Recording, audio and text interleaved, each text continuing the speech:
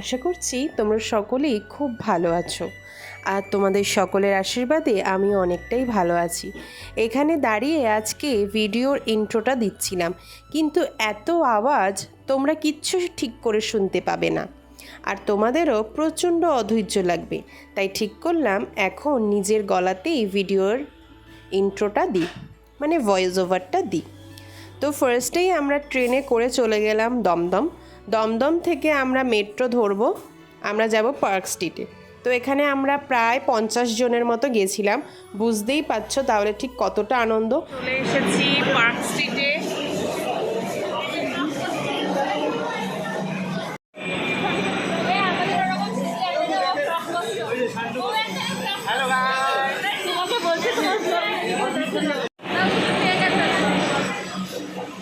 বাবা হাত মাতগুলো কি জোরে ধরলো।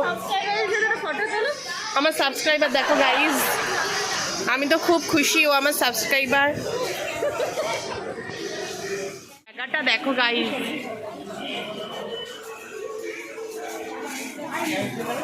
তো পার্ক স্ট্রিটে নামলে তোমরা জাস্ট 5 মিনিটও লাগবে না হাঁটতে, তোমরা এশিয়াটিক সোসাইটির এই পারেই চলে আসবে। রাস্তাটা পার হলেই তোমরা এশিয়াটিক সোসাইটিতে পৌঁছে যাবে।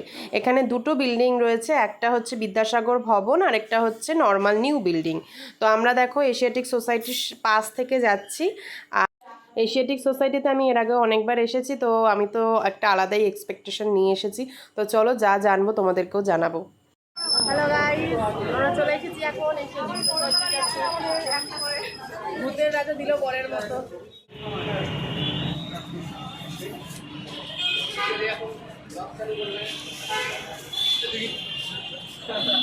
তো এখানে হচ্ছে এশিয়াটিক সোসাইটির ভেতরটা, তোমরা যারা গেছো তোমরা নিশ্চয়ই বুঝতে পারছো। আর এখানে সেরকমভাবে ভিডিও কিন্তু অ্যালাউ করে না, ভিডিও বা ফটো। এটা হচ্ছে এশিয়াটিক সোসাইটির পেজেই ওরা যখন আপলোড করে তখন সেখান থেকেই নিতে হয়। আর এখানে হচ্ছে এটা হচ্ছে কনফারেন্স রুম। এভরিওয়ান, আজকে আমি যে জায়গাটায় এসেছি, জায়গাটা এত সুন্দর, মানে লাইক কোনো একটা অফিসের মিটিং যত বড় জায়গায় হয় ঠিক সেরকম। আমার এত ভালো লাগছে যে তোমাদের কী বলবো। দেখো আমরা এখানে 35 জনের থেকে 40 জনের মতো রয়েছি, আমাদের প্রচণ্ড ভালো লাগছে। অবশ্যই এটা হচ্ছে এশিয়াটিক সোসাইটির একটা অতি গুরুত্বপূর্ণ স্থান, যার অন্যতম গুরুত্বপূর্ণতা রয়েছে যে তোমরা এই ব্রিজটা থেকে গেলে 200 বছর পেছনে চলে আসবে। এই বিল্ডিংটার নাম হচ্ছে বিদ্যাসাগর ভবন। অর্থাৎ এই বিল্ডিংয়ে যখন ঈশ্বরচন্দ্র বিদ্যাসাগর ঢুকতে গেছিলেন তখন ইংরেজরা তাকে চরমভাবে বাধা দিয়েছিল, যার ফলস্বরূপ পরবর্তীকালে এই ভবনটির নাম হয় ঈশ্বরচন্দ্র বিদ্যাসাগর ভবন। এবং নিউ বিল্ডিংটা তো রাস্তার ধারে তোমরা সকলে দেখলেই, ওটা নর্মাল পরে বানানো হয়েছিল। আর এখানে হচ্ছে আমরা যেই জায়গাটায় গেছিলাম এটা হচ্ছে বইকে ট্রিট করা হয়, মানে ট্রিটমেন্ট করা হয় যে সেকশন, সেটা দেখার জন্য। আর এখানে দেখো কাঠের সিঁড়ি, মানে সত্যি বলতে পুরনো রাজরাজাদের সময় যেরকম কাঠের সিঁড়ি, কাঠের রেলিং এবং লোহার ঠিক মিডিল পোর্শনটাকে ইউজ করা হতো। মানে তোমরা স্ট্রাকচার দেখলেই বুঝবে যে কত সুন্দর। ইভেন এক একটা স্তম্ভ যে কত বড় বড়, মানে ওখানে আমরা হচ্ছে ছোট।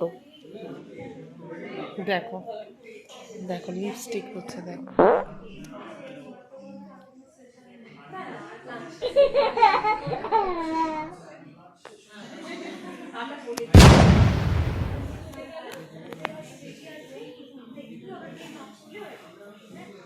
সো হ্যালো এভরিওয়ান, এটা হচ্ছে Asiatic society conference room. So conference রুমে এখন আমরা বসে রয়েছি। কনফারেন্স রুমের এনভায়রনমেন্টটা খুবই সুন্দর অ্যান্ড আমার পার্সোনালি খুবই পছন্দ হয়েছে। এখানকার ডিজাইন, এখানকার ব্যবহার, এখানকার মনিটর অ্যান্ড এখানের স্টাফেদের ব্যবহার, অ্যাজ ওয়েল অ্যাজ এখানে যারা ডিরেক্টর রয়েছে, যারা পুরো জিনিসটাকে কন্ডাক্ট করে, তাদের সকলের ব্যবহার এবং বিহেভিয়ার, তাদের লেকচার সব কিছু খুব খুব খুব ভালো লেগেছে। অ্যাজ ওয়েল অ্যাজ এখানে তোমরা আসলে অনেক কিছু দেখতে পারবে, অনেক কিছু শুনতে পারবে, অনেক কিছু জানতে পারবে। অ্যান্ড তোমাদেরকে আরও একটা জিনিস বলে রাখি, সেটা হচ্ছে আমার পারিপার্শ্বিক জায়গায় অনেকটা নয়েজ হচ্ছে, তো আমার ভয়েসটা হয়তো একটু কম তোমাদের মনে হতেই পারে, কিন্তু তোমরা সেটার মধ্যে শোনো, কারণ এখানে প্রায় 40 অ্যাবাভ লোকজন প্রেজেন্ট রয়েছে। তো তারা তো কথা বলবে আর আমার কথাও শোনা যাবে, এটাই খুবই কমন বিষয়। আজকে তোমাদের সাথে খুবই সফটলি একটা জিনিস শেয়ার করছি। আমার এখানে এসে নিজেকে মনে হচ্ছে যেন আমি কোথায় এটা চলে এসেছি। সত্যি মানে এত সুন্দর একটা জায়গা, এত সুন্দর। আর এখানে আসলে তোমরা এত সুন্দর সুন্দর জিনিস দেখতে পারবে না, মানে জাস্ট আমাদের প্রাচীনকাল থেকে যে সমস্ত জিনিসগুলো আমরা ব্যবহার করে এসেছি, আমাদের পূর্বপুরুষেরা ব্যবহার করেছে, আমরা সেটাকে সংরক্ষণ করার একটা প্রচেষ্টা করছি, আমরা ব্যবহার করিনি। তো সেটারই একটা নিদর্শন তোমরা এখানে দেখতে পারবে। এটা বেসিক্যালি লিটারেসির ওপরেই কিন্তু বেস করে তৈরি। আর যদি তোমরা আর্কিটেকচার এই সমস্ত জিনিসের উপরে বেস করা কোনো জিনিস দেখতে চাও, তাহলে তোমরা ইন্ডিয়ান মিউজিয়াম বা সেন্ট্রাল মিউজিয়ামে চলে যেতে পারো, ওখানে তোমাদেরকে দেখিয়ে দেওয়া হবে। এখানে তোমরা সাধারণত লিটারেসির ওপরে, যেমন ধরো লেখো বা কোনো পাথরের ওপরে যে সমস্ত শিলালিপির ওপরে যে সমস্ত লেখা, ওগুলো তোমরা এখানে দেখতে পাবে। তো বেসিক্যালি এখানে যারা আসে তারা মাস্টার ডিগ্রি কমপ্লিট করার পরে যদি পিএইচডি হোল্ডার থাকে, তাহলে সেই বিষয়ে পড়াশোনা করার জন্য এখানে আসে। এবার তোমরা অনেকে বলতে পারো যে তাহলে আমরা তো এখনও মাস্টার ডিগ্রি কমপ্লিটই করিনি, আমরা কেন আসবো? তো তোমরা এখানে আসতেই পারো এই বিষয়ে নলেজ গেইন করার জন্য, যে এটাই কী কী হতে পারে, আমরা এখান থেকে কী কীভাবে সাহায্য পেতে পারি, আমরা কী কী এখান থেকে বই নিতে পারি, বা আমাদের রিসার্চের পেপার হিসেবে এটা কীভাবে আমাদেরকে সাহায্য করতে পারে। তো এই সমস্ত জিনিসগুলো কিন্তু আমরা এখান থেকে করতে পারি। অ্যাজ ওয়েল অ্যাজ আমরা যদি মনে করি, তাহলে এখানে মিউজিয়াম রয়েছে, লাইব্রেরি রয়েছে, রিসার্চেবল একটা সেকশন রয়েছে, এছাড়া প্রিজার্ভেশন যে সেকশন, যেখানে সমস্ত বই বা পুঁথি এগুলোকে প্রিজার্ভ করার কাজ করা হয়, সেই সমস্ত জায়গাও কিন্তু এখানে রয়েছে। তো তোমরা সেখানেও আসতে পারো। এখানে 3টে মোট সেকশন রয়েছে, যেগুলো তোমাদেরকে আমরা বললাম।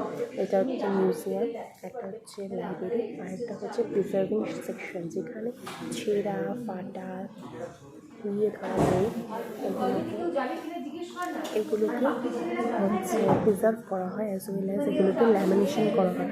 আমরা যেমন সাধারণত ল্যামিনেশন করি প্লাস্টিকের ওপরে, এখানে কিন্তু সেরকমটা করা হয় না। এখানে জাপান, ইংল্যান্ড থেকে পেপার আসে এবং সেগুলো দিয়ে, এগুলো সব ফরেনার পেপার অ্যান্ড প্রচণ্ড কস্টলি পেপার, তো এগুলো দিয়ে কিন্তু এখানে প্রিজার্ভিং সেকশন স্টার্টিং হয় আর করা হয়। প্রিজার্ভিং সেকশনের পরে প্রিজার্ভিং সেকশন 3টে স্লটে হয়। একটা ধরো ল্যামিনেশন, একটা ধরো নর্মাল আঠা লাগানো, সেটা সেই আঠা নয়, ওখানেই আঠাটাকে তৈরি করা হয়, এখানেই সমস্তটা করা হয়, অ্যান্ড ব্রাশ দিয়ে জাস্ট প্রলেপ লাগানো হয়। তো ফার্স্টে তারপরে আমরা আমাদের লাঞ্চটাকে কমপ্লিট করলাম। হ্যাঁ, তোমরা ঠিকই দেখছো, এখানে হোয়াইট ব্রেড ছিল, ক্যারেট ছিল, কুকাম্বার ছিল, উইথ মেয়োনিজ দিয়ে একটা স্টাফিং ছিল মিডিলে। তারপরে এখানে গ্রুপ ফটো সেকশন শেষ করে আমরা রাস্তা পার করে মেট্রো ধরে যেমনভাবে গেছিলাম ঠিক তেমনভাবেই বাড়ি এসেছিলাম। আর কয়েকজন গেছিলো স্যারের সাথে, তারা হচ্ছে প্রিন্সেপ ঘাট গিয়ে ওখান থেকে ব্যাক করেছিল 6টার ট্রেন ধরে, যেহেতু ভিড় হবে তারা ভিড়টাকে অ্যাভয়েড করার জন্য। তার পরের দিন অর্থাৎ লাস্ট ডে অফ ওয়ার্কশপ, সেখানে ছিল অনেকে লেকচার দেবেন বলে এসেছিলো, অনেক স্পিকার এসেছিলেন, 4জন, ক্যালকাটা ইউনিভার্সিটি, বেথুন কলেজ, তারপরে এশিয়াটিক সোসাইটি থেকে 2জন, আর আমাদের কলেজ থেকে 1জন। তো আমাদের ওভার ফোনে মানে অনলাইনেও কিন্তু ওয়ার্কশপটা হয়েছে অ্যান্ড অফলাইনেও হয়েছে। খুব সুন্দরভাবে সাফল্যমণ্ডিত হয়েছে আমাদের ওয়ার্কশপ।